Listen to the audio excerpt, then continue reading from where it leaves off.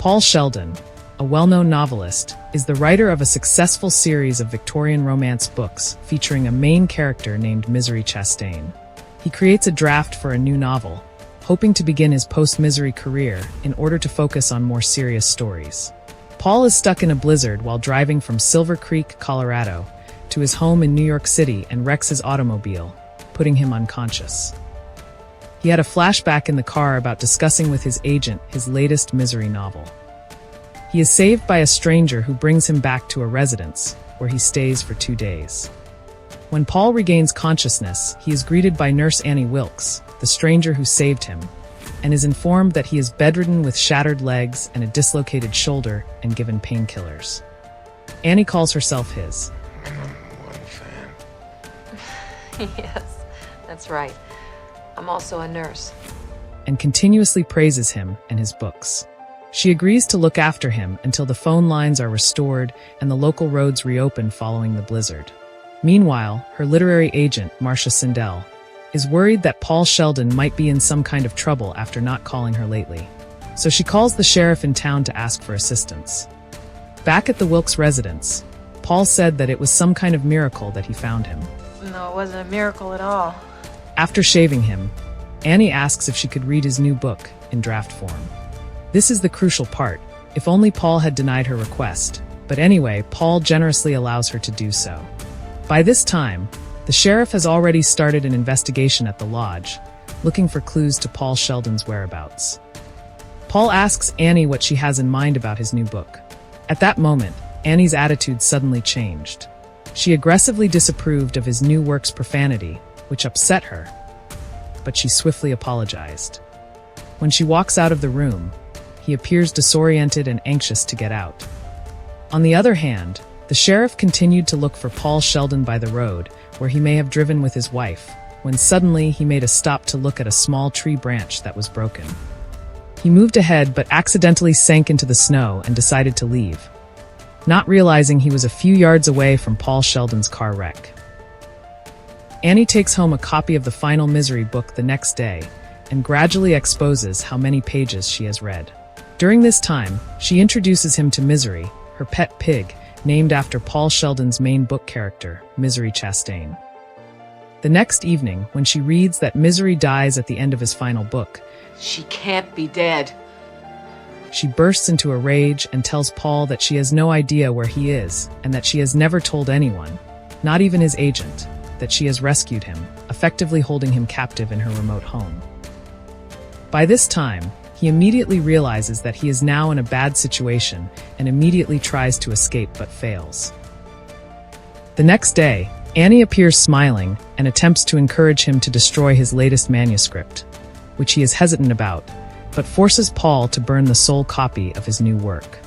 Later, she explains that she wants him to create a new book in which Misery is resurrected. When he notices a hairpin on the floor, he gets an idea to buy time, and he requests Annie to buy a new piece of paper since his present paper smudges, to which she answers with another fit of anger. Well, I'll get your stupid paper, but you just better start showing me a little more appreciation around here, Mr. Man. Paul uses the hairpin to unlock his bedroom door and escape while she is out shopping. However, he quickly discovers that the front door is also locked. He also knows Annie's phone is broken, therefore eliminating his opportunity to communicate with the outside world.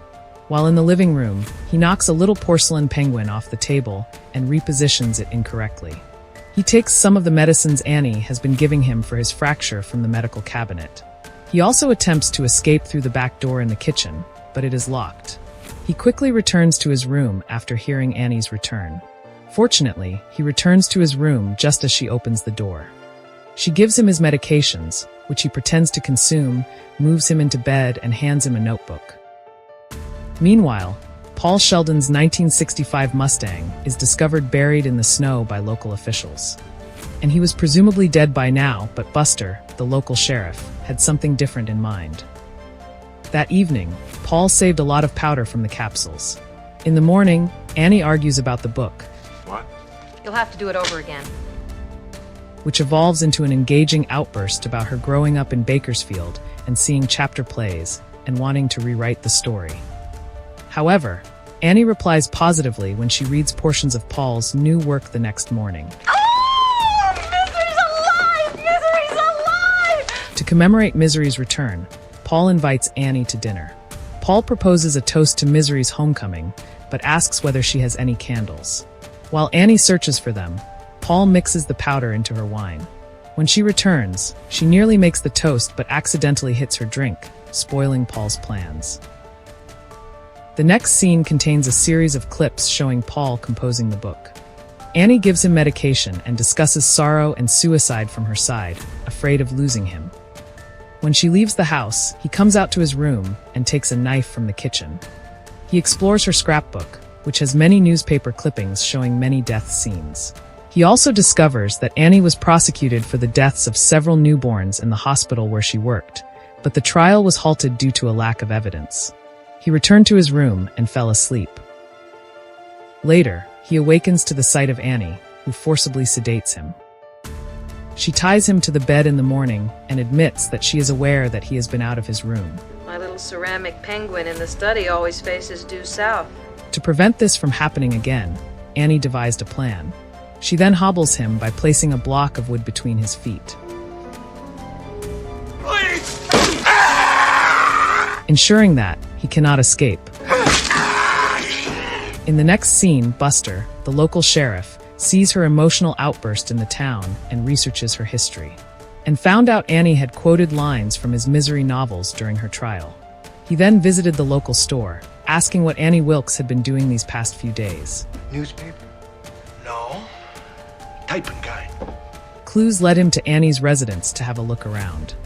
Knowing a sheriff would visit her house, Annie rushes to Paul to sedate him again and drugs him in the basement before the sheriff arrives.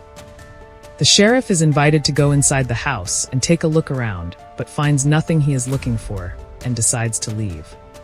When he walks away, he hears a disturbance and returns inside to find Paul in the basement, where he is shot in the back by Annie. After this, she declares that she intends to murder both him and herself, but Paul persuades her to let him live long enough to complete the novel and give Misery Chastain back to the world. After she left, Paul picked up a can of lighter fluid in his pocket. When the novel is nearly finished, Paul requests a cigarette and champagne. He also requests 2 glasses. To her horror, Paul is holding the matchstick, ready to set fire to the manuscript, telling her, Remember how for all those years nobody knew who Misery's real father was? Or if they'd ever be reunited? It's all right here. Paul, you can't! Why not? I learned it from you.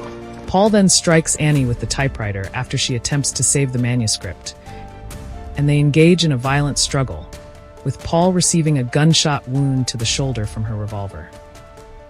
He tripped her and caused her to hit her head on the typewriter before crawling out of the room, but Annie recovered and struck again.